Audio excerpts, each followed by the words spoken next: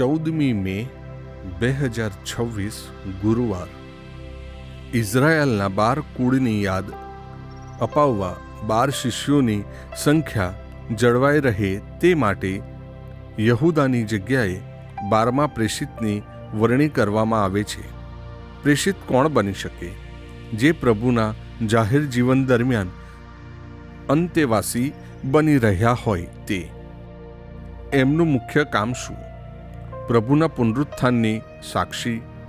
ઈશ્વરબદ્ધ બુદ્ધિનો ઉપયોગ કરી પ્રેષિતો મિથ્યા અને બારાબાસ તરીકે ઓળખાતા યોસેફ ઉર્ફે યુસ્તુસને યોગ્ય ઠરાવે છે.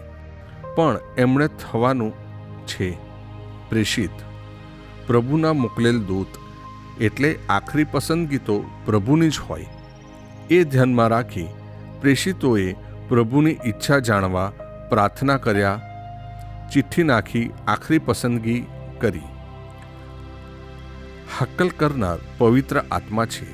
એટલે જ બધી તાલીમ પૂરી થયા બાદ ભક્તગણની સાક્ષીએ પરમ યજ્ઞના પ્રાર્થનામય વાતાવરણમાં પુરોહિત દીક્ષા આપવામાં આવે છે. બધી જ તૈયારીઓ બાદ લગ્ન સંસ્કાર પણ ખ્રિસ્ત યજ્ઞમાં આપવામાં આવે છે.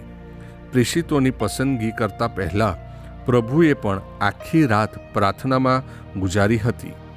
હે પ્રભુ, અમને પ્રાર્થના કરતા શીખવો.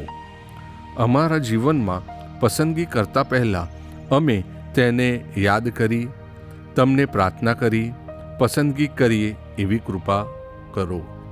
પ્રસ્તુત કરતા અમૃતધારા Don Bosco animation centre, Kapadvanj.